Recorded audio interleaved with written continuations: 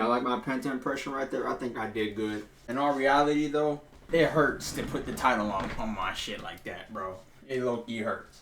So, obviously, in the spirit of me doing a WWE Unreal review, I think it would make the most sense for me to bring out my whole WWE kit out for this video. I mean, Roman Reigns gloves, the Penta shirt. Actually, I almost forgot the prized possession. The Rhea Ripley jacket. Now, I'm not going to wear this because I don't know how long. I'm probably going to be sitting here yapping for like 20 minutes. I'm not going to sit here in this jacket for 20 minutes. I'll keep this on. I might take the gauntlet off. I'm not going to lie. This low-key gets uncomfortable. Yeah, and don't mind Monokuma sleeping in the back over there. You sleep? He sleep. Alright, so today is Tuesday. WWE Unreal has officially dropped on Netflix. It actually dropped at 12 a.m. on the dot, and I didn't know. I went to sleep right after Raw. I could have binge watched the whole thing, but honestly, I low-key would have probably fell asleep during it. So it's a good thing that I got my good night's rest in before I watched the show. I came into this with a nice, fresh, full mind, ready to just watch this behind-the-scenes docuseries. Now, I'm not gonna lie. Before I watched this whole thing, I was a hater of it, bro. I'll be honest. I was one of the people that were like, bro, this is a bad idea.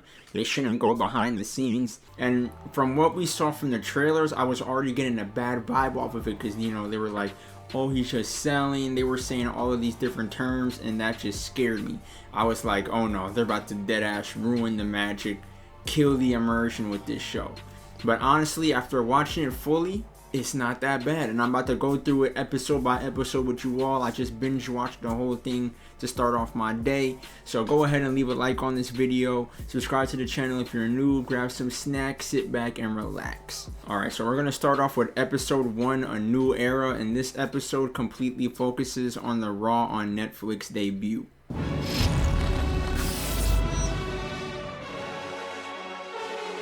Now, I want to start off with what Triple H said to open this off. He believes that bigger stars should have some scarcity to them. You know, he believes that the bigger the star, the less that we as the fans should see them, so that we get more hype and more excited for their return. You know, because they feel like if you show somebody too much, you know, we're going to get sick of them, and, you know, we're going to want to move on to the next person. And while that may be true in some instances, there are times where it's like, it's okay to give us Roman Reigns on a regular show.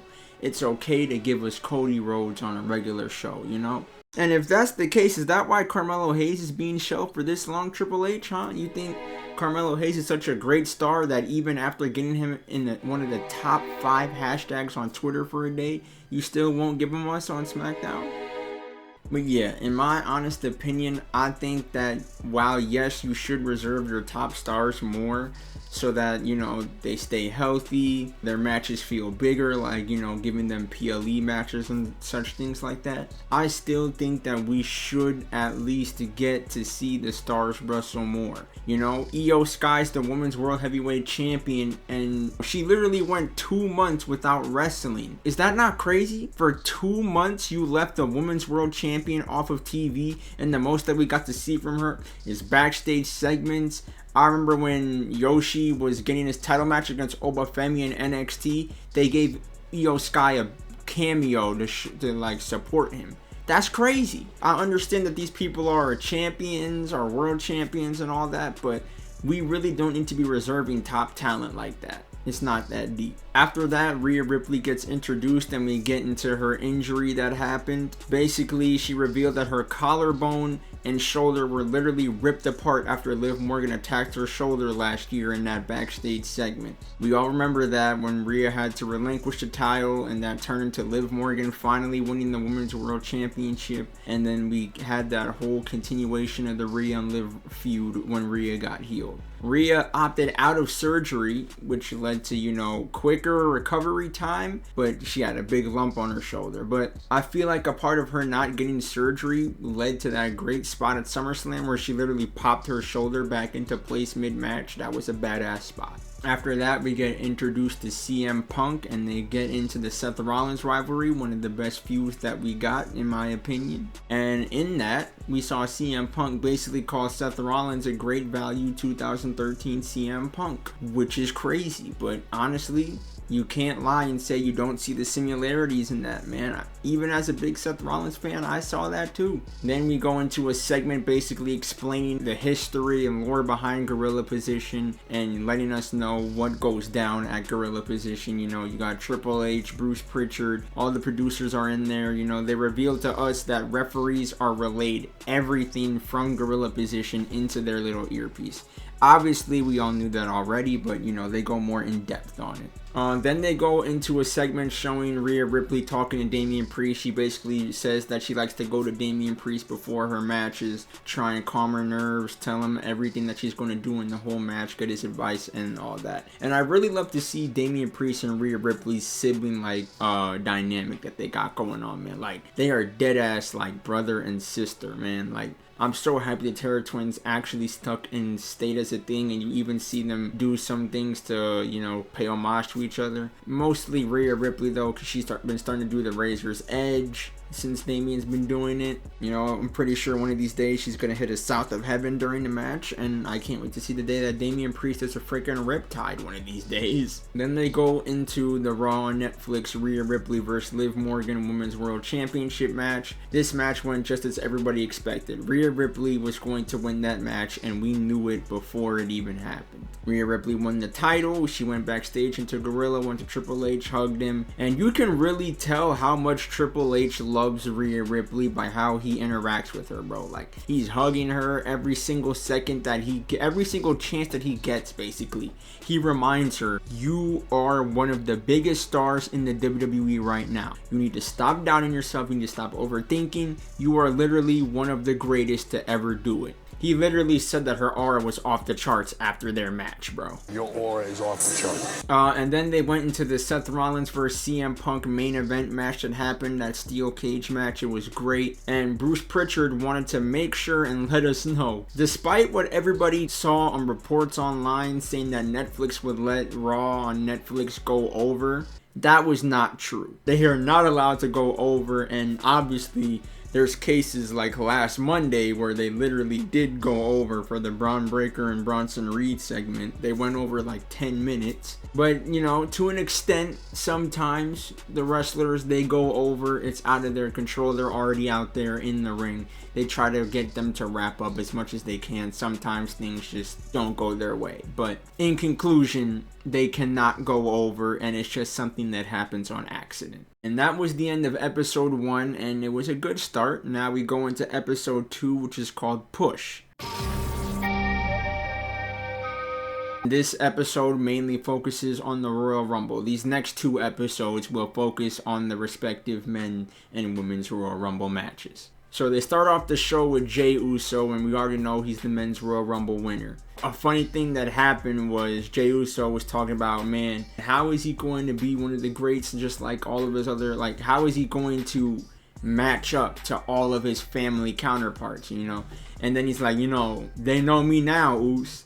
And then immediately after he said that, he pulled up to the arena, and one of the people that were, you know, the security at the check-in, he literally did not recognize Jey Uso. It got to the point where Jey Uso literally had to say, Mark Henry's behind me, he'll clear me. They know me now, Us. Uso? You went to WWE? Yes. I'm trying to park. Trying to park in media a lot, huh? Cause y'all. Well, he's talent. I'm just. You the talent, bro. Yeah. This is Mark Henry behind me. Yeah. Mark, he'll clear you? Yeah.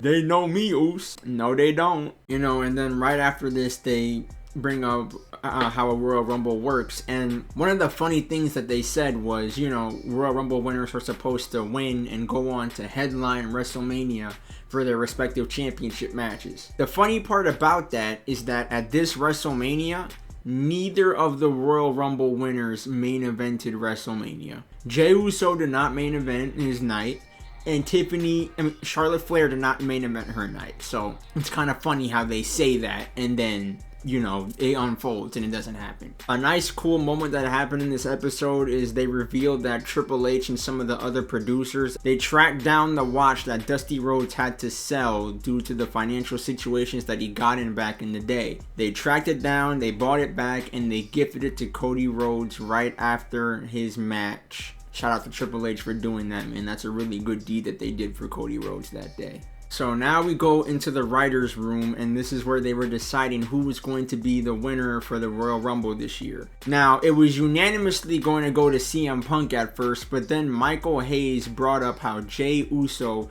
was one of the hottest superstars right now. Any fan watching this right now definitely had the same reaction. What the fuck do you mean you're going to put a rocket on Jey Uso instead of CM Punk? Michael Hayes, this is your fault. Fuck you for making Jey Uso be the one to get the rocket. I'm joking. Partially. Then went on to show the clip that we've all seen in the trailers of Triple H saying, I want to put a rocket on your ass to Jey Uso. And, you know, Triple H then went on to say, you know, sometimes we put this rocket on people, sometimes they crash and burn, sometimes they go to the moon. And in this case, Jey Uso crashed and burned. He literally gassed out before he even got into orbit. That's what happened. And we're going to expand more on that later on because they do touch up on it in the next episode after the Royal Rumble season. So we'll come back to this, but we all do know Jey Uso did crash and burn, no matter what y'all say. So now we get into the Royal Rumble PLE, and we start off with the Cody Rhodes versus Kevin Owens Undisputed Championship ladder match. This is still one of my top 5 matches of the year. This was one of the most brutal ladder matches that I've ever watched. After that, we get into the Royal Rumble. We see some actually really cool editing that they usually showed off on social media at first. And now they did it on this documentary, and it was so great. I'll show you a little clip of it. And you know, they show the moment of Braun Breaker and Otis completely murdering ISHO Speed when he got put into the Royal Rumble to replace Akira Tozawa. And looking back at it, man, they really fucked Speed up, bro. Like, they treated him like shit. And then, you know, we got the Seth Rollins double stomp to Roman Reigns' head. It was so brutal. Like, we all had the same reaction that the producers that had. Like, they were all like, damn, is Roman okay? And then, you know, Rollins flips off on him and then proceeds to stomp Roman's head into a steel step after that. Then we see the moment of Jey Uso pushing Cena off the apron and winning the Royal Rumble. Now, while this did lead to one of the worst World Championship reigns of all time, I will say, when I was watching it back, I did still feel the emotions. And I still do believe that Jey Uso winning the Royal Rumble was still an amazing moment. And Jey Uso still did deserve to win the Royal Rumble. As much as it was a bad decision, it's great that the decision still happened because Jey Uso did earn that. He did deserve that. I just feel like the rocket was put onto him prematurely. He thought he could live up to the expectations, but like I said, when they touch back up on Jey Uso in the final episode, we'll come back to this whole thing. So that's the end of the Royal Rumble section. Well, the men's section.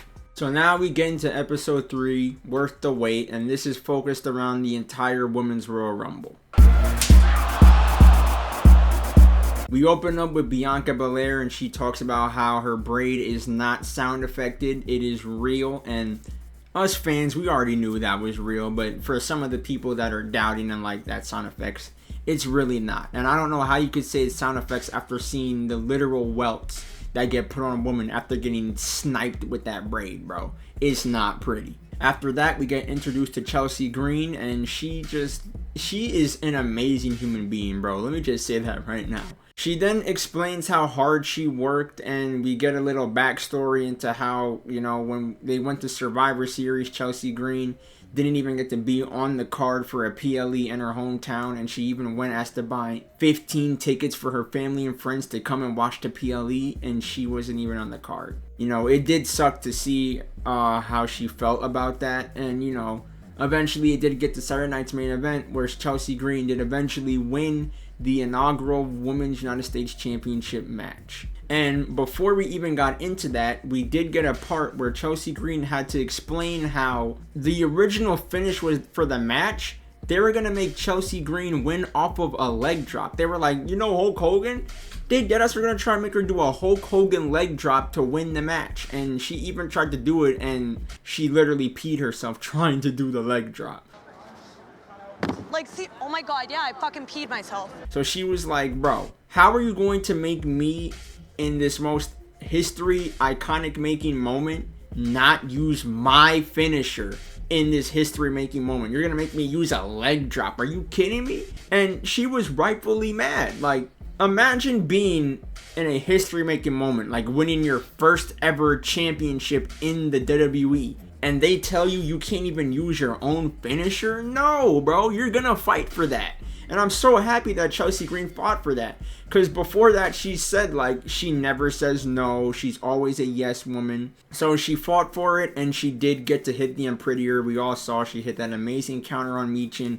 Unpretty her. 1, 2, 3. She was the inaugural Women's United States champion. And she deserved that, man. She deserves every great thing that's happened to her. She worked hard. You know, she went into her backstory in this. You know, when she debuted, broke her arm in her debut. She came back in the pandemic, broke her arm again, and then got released. Then some years later, she texted Triple H back, got her job back, and now look at where she's at now. One of the most beloved women on the roster. Her gimmick is amazing. It's entertaining. It's lovable. Love her or hate her, you can't say that Chelsea Green is not an amazing talent, bro. Dead ass. So now Charlotte Flair gets introduced and we get immediately put into her injury that happened earlier in the year. It was on a SmackDown in tribute to the troops. It was her versus Asuka. They had a little botch slip up on the top rope, which led to Charlotte tearing her MCL. It was bad. And in that moment in the hospital bed, getting ready for surgery, Charlotte talked about how the WWE Universe perceives her. You know, they call her selfish, all the other names, saying basically the Becky Hogan stuff, but with Charlotte. And honestly, I personally think Charlotte does not deserve any of the hate that she gets, bro. Like, y'all can hate on Charlotte Flair, the character, the gimmick.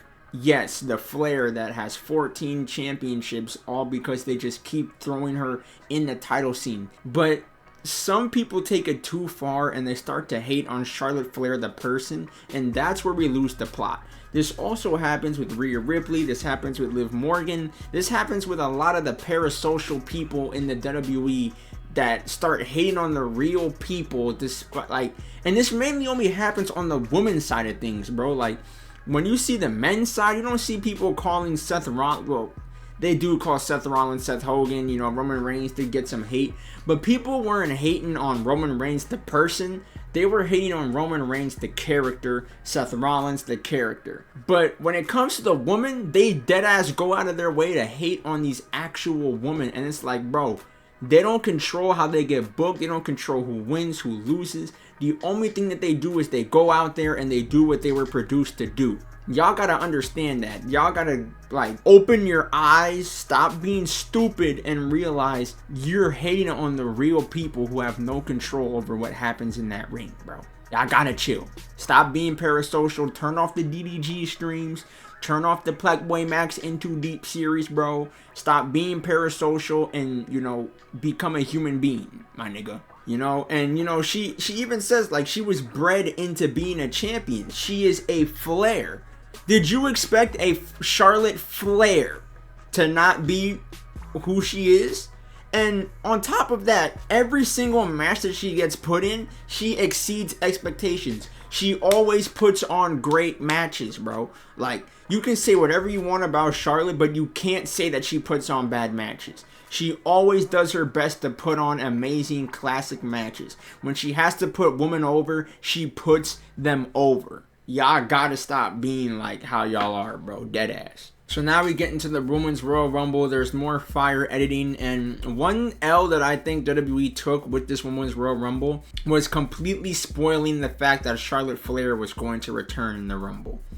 Because at first that made everybody know she's winning this Rumble. At least me. I feel like her win would have hit a little bit better for me if I didn't know she was going to be there. It's like, you know, how they did with Cena's whole turn.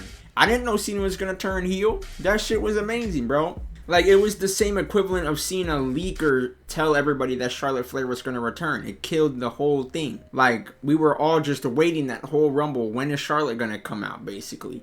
And she literally came out at number 32 and won the whole thing. So, there's that. And another thing about this Women's Royal Rumble that I hated was the Nia Jax spot, where she literally eliminated the latter half of the Women's Royal Rumble in one sweep. That was stupid. That was lazy booking right there. That should not have happened. Then we go back to Bianca Belair talking about making her own gear, and it really is fascinating and amazing how Bianca Belair has made all of her ring gear, bro. It's even more special. Montez Ford touched up about on this, and speaking of Montez, he did finally show up in this segment as well, being a hornball off rip, and I expected nothing less. And trying to distract everybody so I can win. I mean, well, that'll do it. But yeah, it's so cool that like when you see Bianca Belair action figures and all that, like the gear she's wearing on those figures, she made that herself. And the crazy thing is, like, Bianca Belair can make these gears in such amazing record time. Like, there's been points where she was making gear on the plane. She makes gear literally on the day of the show. She's literally at the show finishing up her gear. Like, it's crazy. But she's dedicated. She puts in the work. And that really is what makes Bianca Belair such an amazing talent and an amazing superstar, bro. So now we go into the Jade Cargill whodunit storyline. You know, Jade Cargill got injured. They had to take her off TV, and they decided to do it with this, you know, get her thrown into a car. Who did it? And so now they go to the Elimination Chamber. They show off the whole moment of Jade Cargill returning and doing the swerve of going for Liv and then attacking Naomi. And I still want to say Bianca Belair needs an Emmy for her performance in that pod because, bro, the way that she sold this moment, mwah. Absolute perfection, chef's kiss, bro. This was an amazing and badass moment, and this led to one of my favorite women's chambers of all time, bro. Amazing star power in it, amazing moments from start to finish, bro. It was just great overall. And right after that women's chamber, Triple H went on to say that the women are better than the men in WWE. Well, the NXT ones at least. Like, he literally was talking to one of the producers, and he was like, bro, when you go down to the PC and you look at the men and the women and their difference, like the men after a while they start to get it, but the women, they get it, they click, they get it just like that. And there's so many examples of that in the PC in NXT right now. JC Jane, Jordan Grace, Stephanie Becerra and Julia before they got called up, Jada Parker, Roxanne Perez, Hayden Paxley, Zarya, Soruka. You could literally go down the entire women's roster in NXT, no matter where you look. Talent, Ariana Grace, bro. Like, there's just a never-ending pool of talent when it comes to the women's wrestlers in WWE. And it's just unfortunate how the women's mid-card titles get treated despite that, bro. And it's crazy because this episode really highlights how the women are just important as the men. Yet it feels like they've been low-key sabotaging them, and that's very evident with Evolution. Look at what happened with Evolution. It was barely promoted. It was barely even booked properly. Like, they literally had 2 weeks of build-up for everything on that card. And it's mainly because when Liv Morgan got injured, she was supposed to play a big role in Evolution. I mean, we literally saw that they built up for Liv Morgan versus Nikki Bella. That was going to happen in Evolution. And then Liv Morgan unfortunately got injured in her match with Kairi Sane on Raw. And it basically led to the whole Evolution card having to be remade from scratch. And despite that 2-week build-up, the woman still went on to absolutely kill it at Evolution, being one of the best PLEs to happen this year. And honestly, when it happened, everyone, and myself included, was saying, bro, this was better than WrestleMania. In my honest opinion, WrestleMania was still great. It still had some bangers. I will say, Evolution made me feel better after watching it, unlike WrestleMania. I was hyped after WrestleMania, but Evolution made me wanting more. It had me wanting more women's wrestling on my TV. And that's exactly what we got, because the week after Evolution on Raw, NXT, and SmackDown, they literally had more women showcased on the show than the men. They were literally more women's matches were booked, and the women went crazy. They showed exactly why they should be treated just as important as the men on the roster, bro. Like, look at the Women's Intercontinental Championship right now with Becky Lynch, Lyra Valkyria, and Bayley giving us constant bangers for that. Coming up at SummerSlam, we're going to see Lyra Valkyria versus Becky Lynch in a no-holds-barred street fight. That's going to be an insane match, and I cannot wait for that. And if Lyra Valkyria loses, she will not be allowed to challenge for the Women's IC title anymore afterwards. I can't wait to see what happens. I personally hope Lyra Valkyria walks out champion, man. She needs that, bro. She needs that. Becky Lynch has done a great job at putting eyes on the women's IC title, but I think now it's time to give it back to Lyra Valkyria and let her have the reign that she deserved to have before Becky took it. And while we're on this topic, I just want to bring up the Women's United States Championship, because the difference between the Women's IC and US is night and day, bro. You look at the Women's United States Championship and it's been booked poorly from the start. After Chelsea Green won in a Saturday night's main event against Meechin, she went to face Meechin in 3 more title rematches after that over time.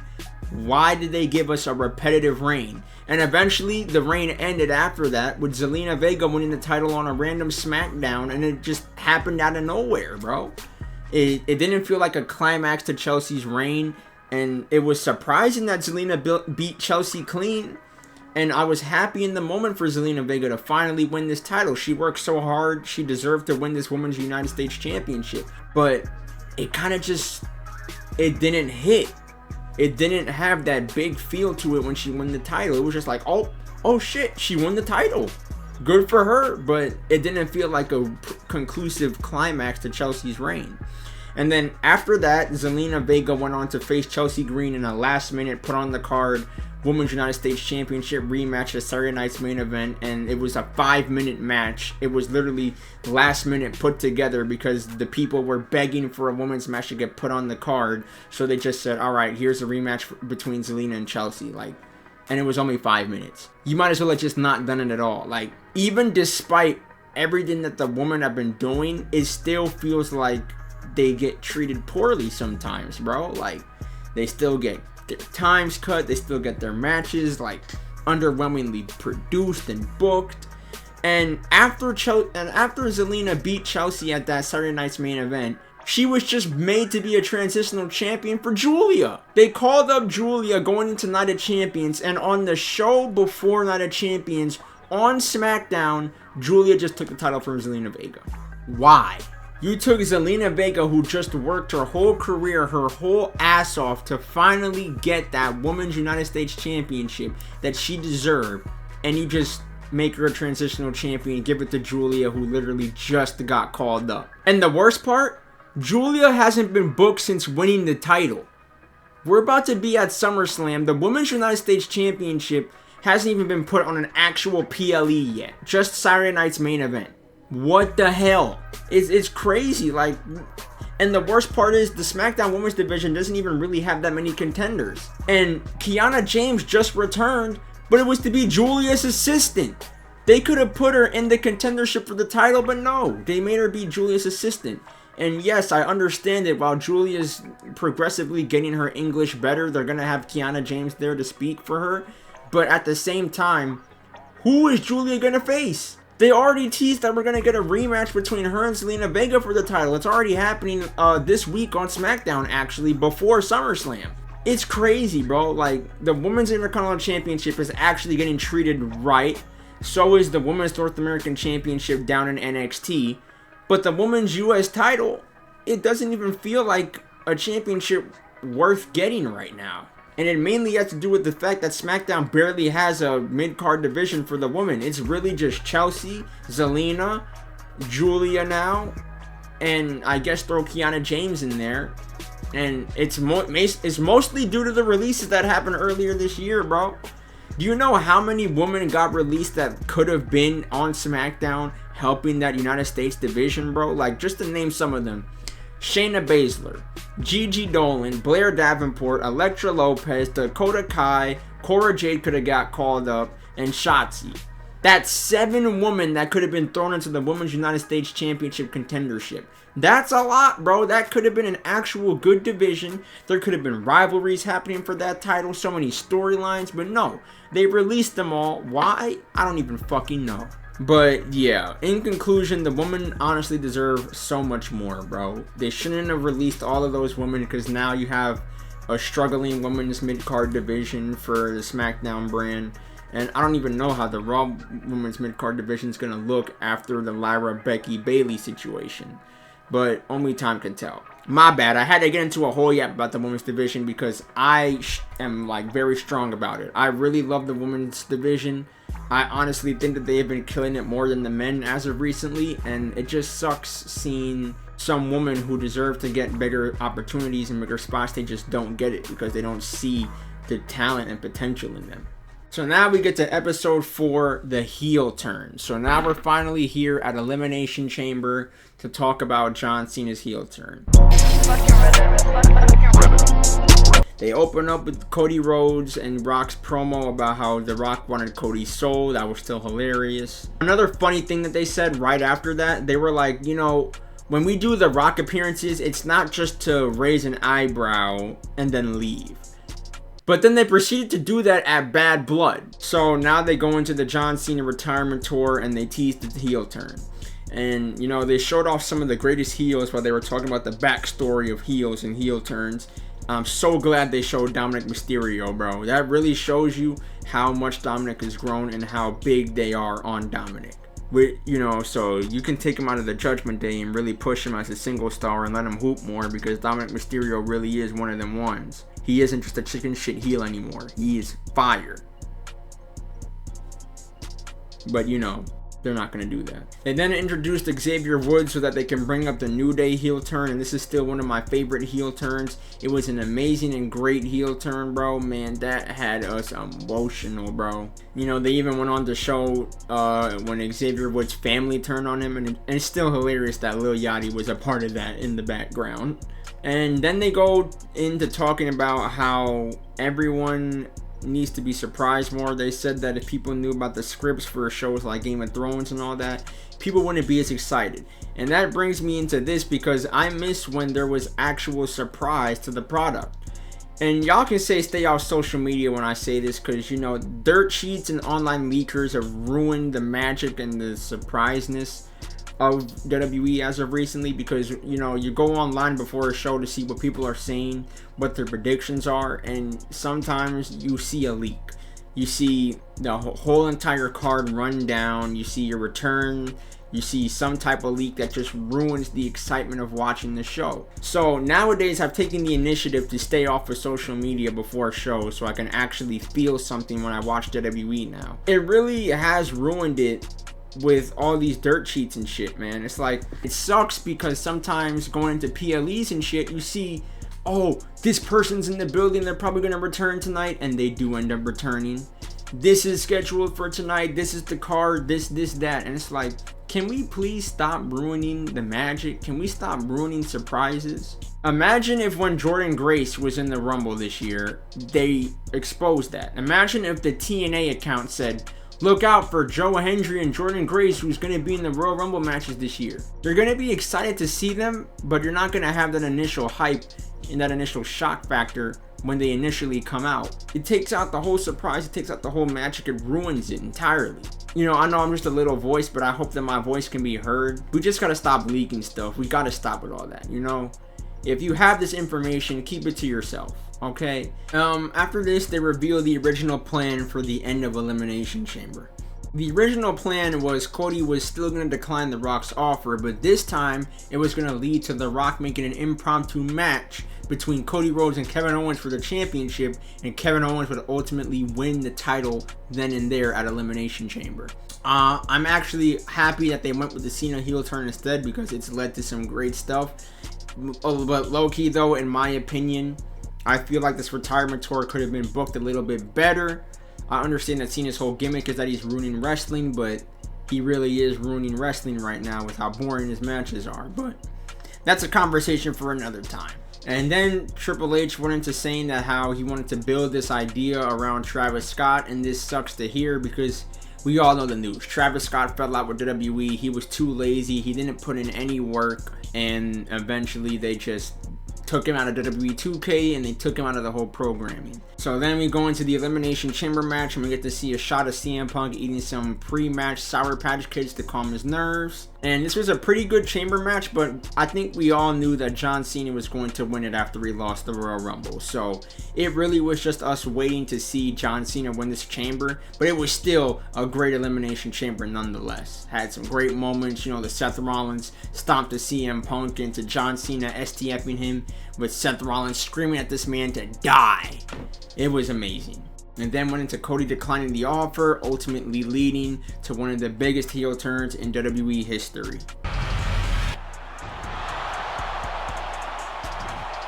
We now get to episode 5, the final episode, WrestleMania. We are finally here. This is a 1-hour episode that goes into both nights of WrestleMania, night 1 and night 2. Now we're back to the Jey Uso. We opened the show with Triple H and the creative team talking about how Jey Uso is noticeably gassed out going into WrestleMania. And it was very obvious to us fans as well.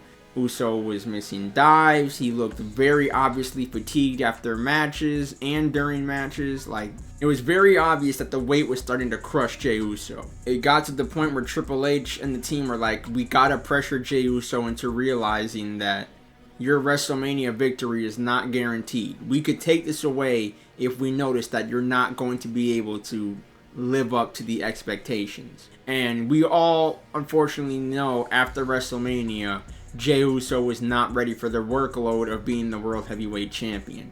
It was a great moment. It was great to see Jey Uso was World Champion. But even me, who's a big yeeter, y'all saw me with the yeet glasses in the intro, Jey Uso was not ready to be World Heavyweight Champion. The title reign only lasted 51 days. It was one of the worst world title reigns of all time. And the defenses weren't even that good. Seth Rollins carried Jey Uso into having a good first defense match on Monday Night Raw. Then we went into Saturday night's main event where he faced Logan Paul in a okay match and he retained. It wasn't that great. And then this is where Gunther's words came to bite Jey Uso in the ass, because Gunther was like, you may think you're a good champion, but when you rely on your family and friends, it's going to lead to your downfall. And that's exactly what happened, because at Money in the Bank, Jey Uso teamed with Cody Rhodes to face the Bloodline, which then led to Jey Uso having a world title rematch against Gunther on Raw, and he lost that. It kind of sucks, man. Jey could not handle the load of being world champion. He was just too gassed out, too fatigued. The transition from being a tag team wrestler into being a singles wrestler is a huge change. You go from only doing half of the work of a match to now doing the whole workload. And Jey Uso just wasn't prepared to do that at the high caliber as a world champion. We still enjoy the yeet, man. It's just, he's not world champion material. So now we start going into the build-up of both of the world title matches going into WrestleMania. Cody and Cena, Tiffany and Charlotte. We start off first with the Charlotte and Tiffany build-up, and they start off with the huge mess that was the Charlotte and Tiffany Chicago promo. They had a little standoff in the ring with Wade Barrett officiating it, and the Chicago crowd was destroying Charlotte. She even admitted herself the Chicago crowd was booing her so bad it rattled her. She literally wasn't able to get her promo out. She had to skip to Tiffany. Tiffany fumbled over her lines, and Charlotte took the opportunity to absolutely murder Tiffany after that. Well, not murder her, but she stomped on her. And, you know, Charlotte was supposed to be putting over Tiffany in this feud. So obviously that left a bad taste in Tiffany's mouth, and she went straight into defense mode and bring up Charlotte's divorce, the infamous 0-3 line. After that, they went backstage. Triple H was asking the producer, was any of that even on the script? And Tiffany then admitted, no, the divorce line, I fucked up. I kind of went there on my own after she stepped on me.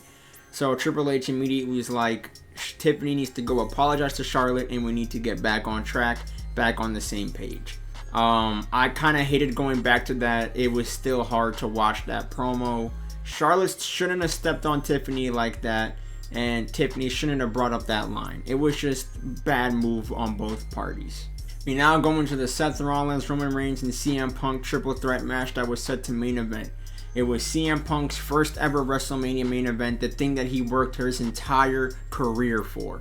So, in the writer's room, they were all discussing who was going to go over in this match. And the majority of the room was like, bro, CM Punk needs to go over. He finally gets to main event WrestleMania. He needs to go out with a victory. But after some talking, they were all like, no, this is too predictable. We need to pivot. Triple H says when things get too predictable in the storyline, you gotta pivot.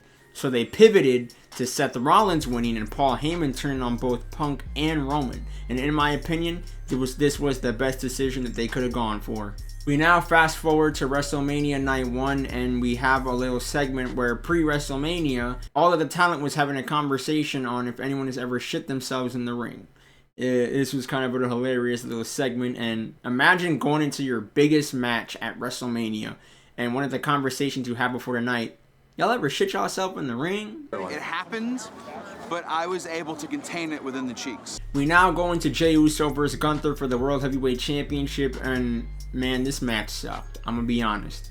I did not like the match. When I was watching WrestleMania, I was on a family vacation, so I was in a hotel room, fatigued from the road. I just wanted to see some wrestling, but Jey Uso and Gunther literally put me to sleep. Like, I deadass took a nap in between that match, but I woke up in time to see Jey Uso win the title.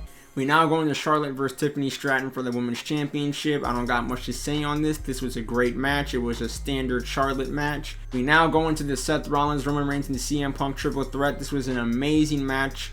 Great triple threat match between three of the biggest male stars in the company. It did have a shaky build-up, but the build-up doesn't even matter because the match delivered, and that's all that we wanted. Paul Heyman's double turn was absolutely amazing. It was unexpected.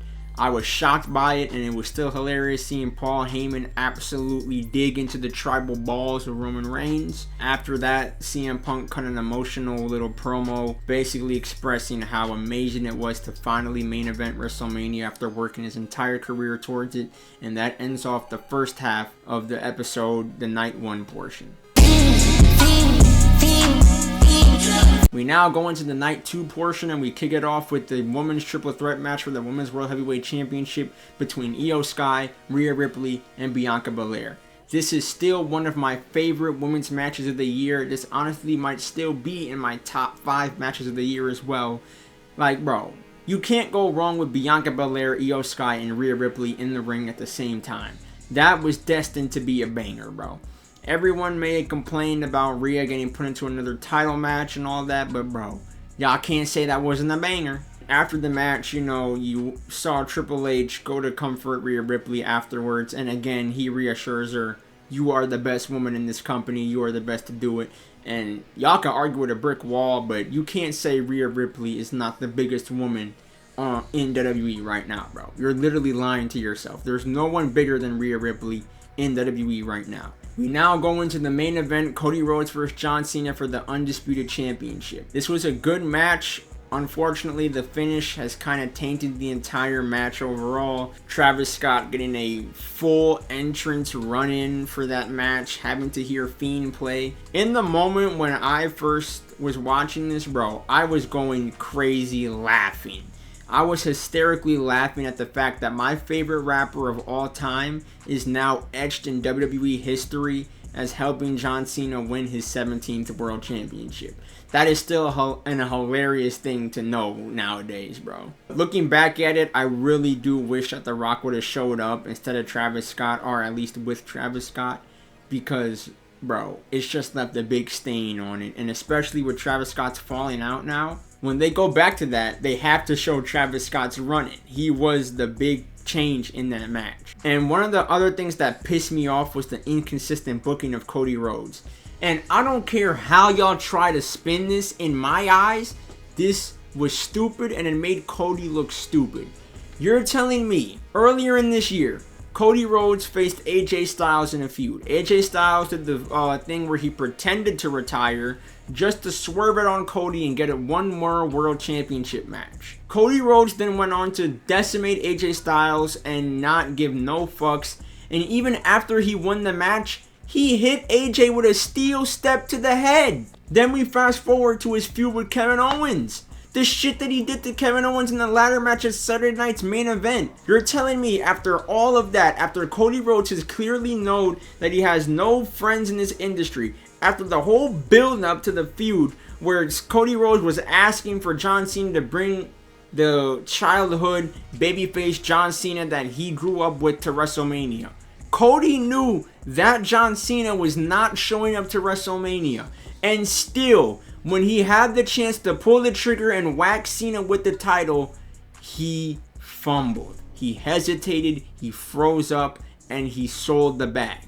I don't care if that was your childhood hero in John Cena.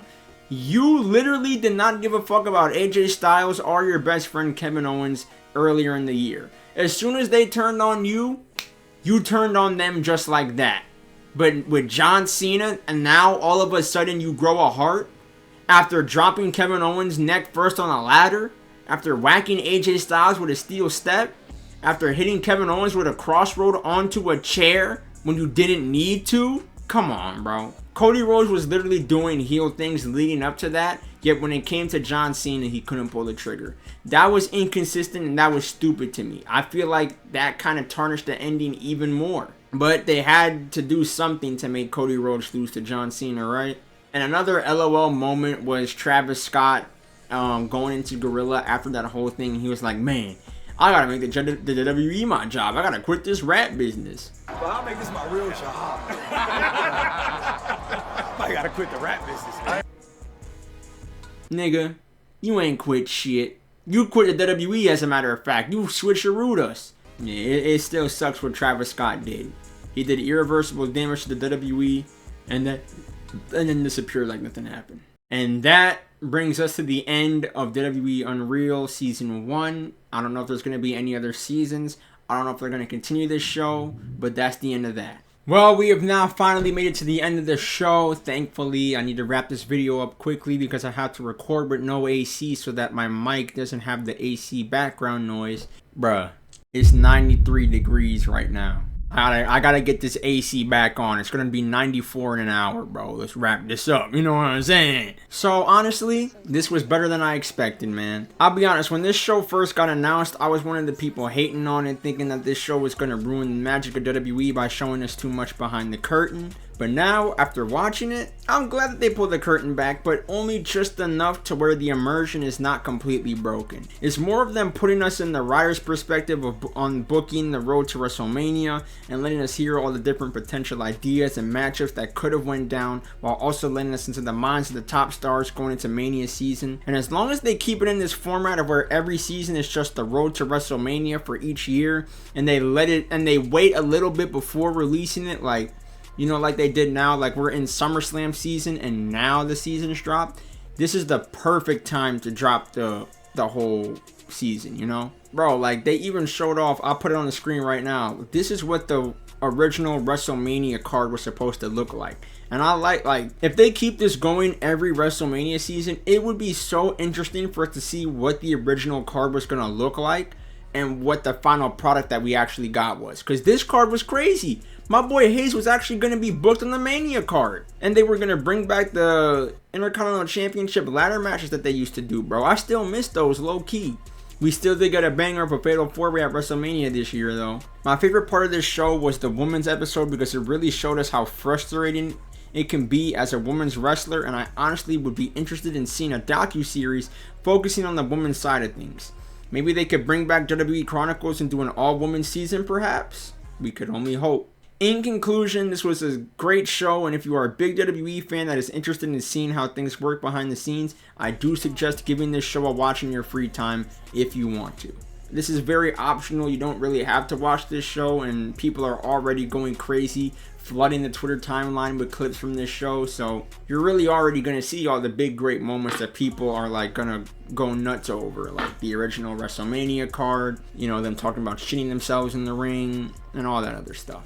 But yeah, this was a great show for me. I'm so happy it didn't really ruin the magic like I thought it would, and I'm honestly excited to see the next season, if there is going to be a next season.